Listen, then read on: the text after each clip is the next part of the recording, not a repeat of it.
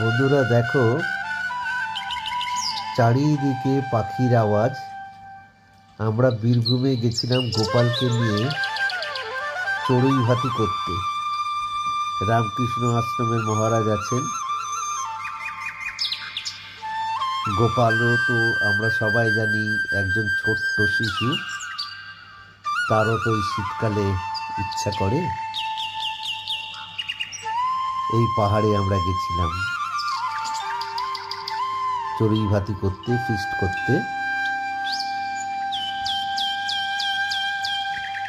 দেখো, গোপালকে ভোগ দেয়া হয়েছে।